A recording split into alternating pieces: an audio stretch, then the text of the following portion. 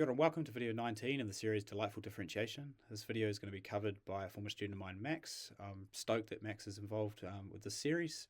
I've known him for a long time now. He started off in my Year 9 cricket team, and then I had the pleasure of teaching him calculus in Year 13, alongside still being involved with his cricket. He is currently studying over in Australia, so pretty cool that this video has been sourced from over the ditch, as we say in New Zealand. So here's the problem.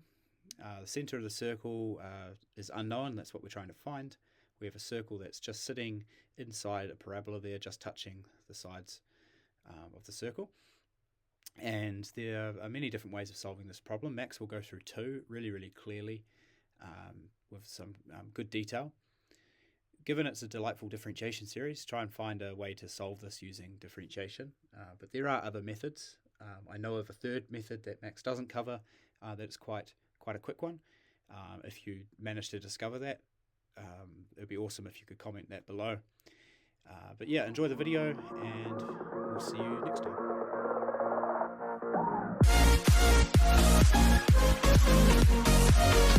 Hello everyone, my name is Max. Thank you to Mr. Walden for inviting me on today. It's a pleasure to be here.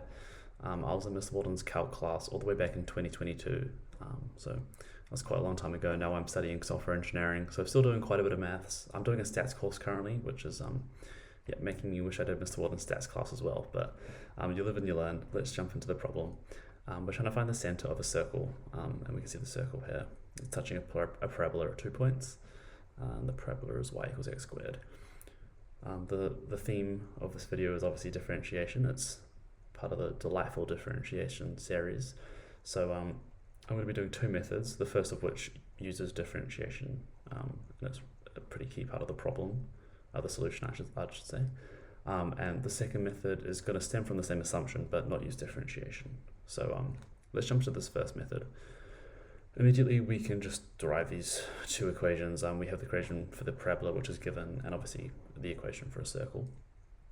Immediately we can say that the radius of the circle is 1 squared. This is just going to become 1, and the circle lies on the y-axis, which means there's no horizontal shift, which means that this h is going to be 0, which gives us these two equations. So we may appear to be a little bit stuck here.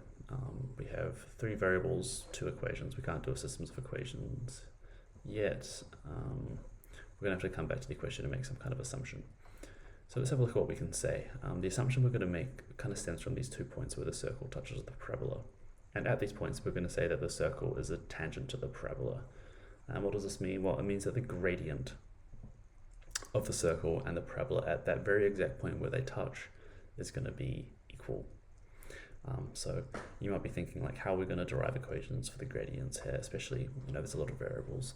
And that's where implicit differentiation comes in. Funnily enough, it was Mr. Walden who taught me implicit differentiation. So let's do it now. So we want to differentiate y with respect to x, and that gives us 1 in this case, and x squared obviously differentiates to 2. Same again here, and we're going to bust out the chain rule here. So you bring this 2 down to the front and differentiate the inside with respect to y, gives 1. So that's going to give us this here. Next, and importantly, Mr. Walden always reminded us of this, we want to differentiate our constant. So this 1 needs to be differentiated down to 0, otherwise you're going to have some problems. So cool. Next thing, we kind of want to start equating, so we're going to have to simplify, and we're going to make the subject of the equation dy over dx. So we need to rearrange this side because this 1 obviously just goes away.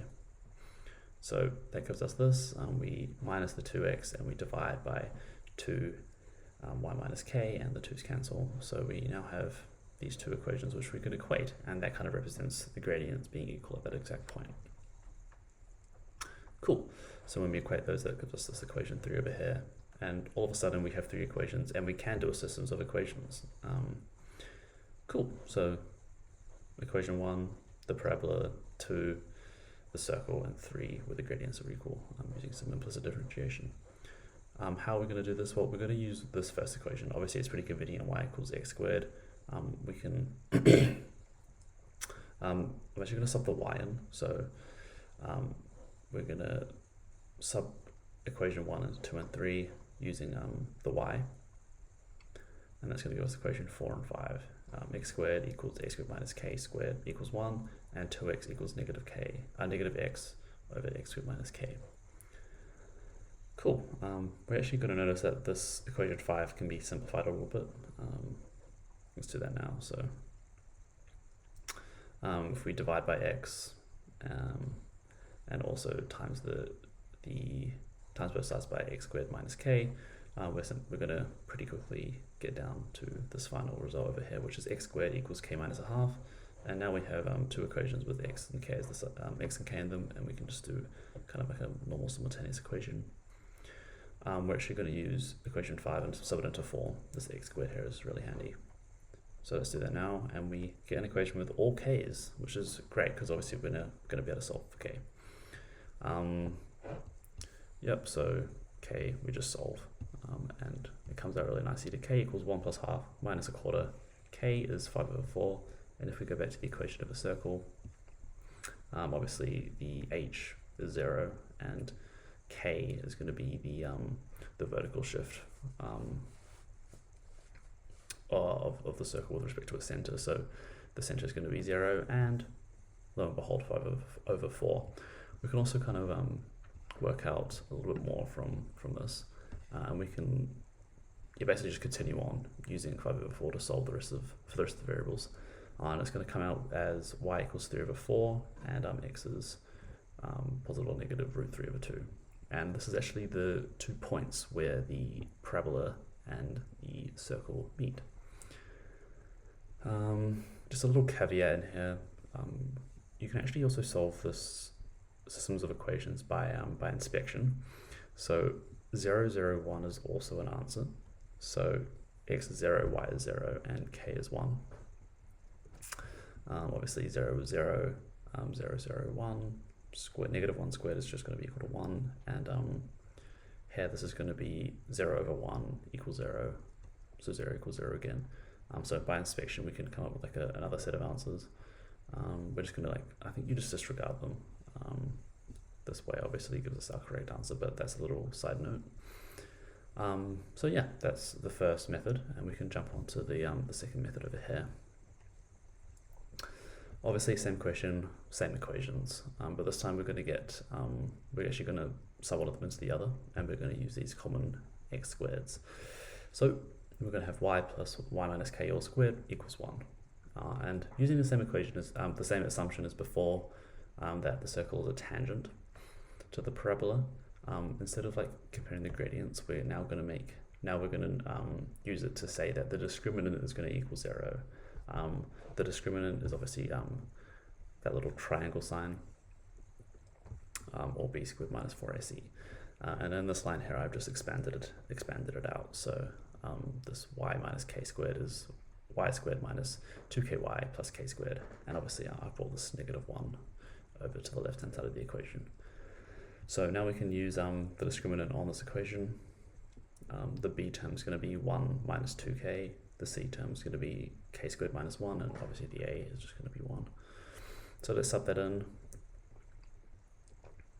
Looking nice.